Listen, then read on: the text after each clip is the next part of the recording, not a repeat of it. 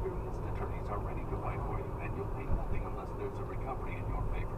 Call 800-331-6838. Again, that's 800-331-6838. Welcome to the lead update time for this hour. A rare opportunity in Congress right now. Democrats and Republicans signaling possible cooperation on some modest election reform.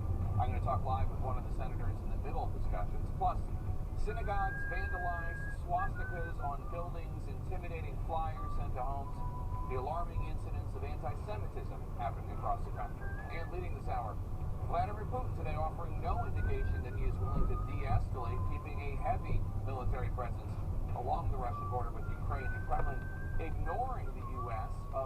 accusing the U.S. of ignoring its concerns as Ukraine tries to keep the peace while lining up key allies.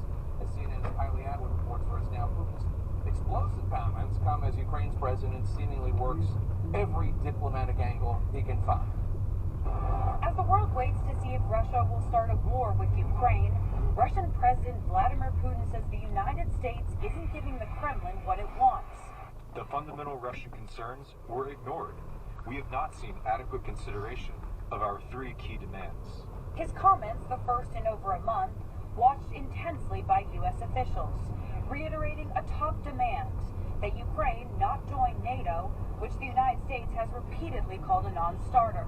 NATO's door is open, remains open.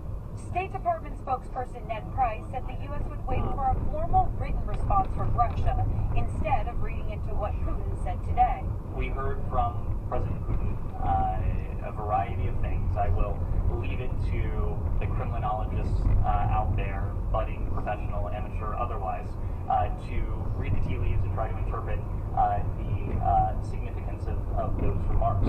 Putin's remarks come after Russian Foreign Minister Sergei Lavrov gave no indication that Moscow would de-escalate its troop presence along Ukraine's borders during a phone call with Secretary of State Tony Blinken. That's according to a senior State Department official. The United States and its allies continue to press for a diplomatic solution and for Russia to pull back its massive troop buildup along Ukraine's borders, or else face steep consequences. I hope very much that President Putin steps back from the path of conflict. Even as we far prefer the course of diplomacy and dialogue, we are continuing to prepare down the course of defense and deterrence.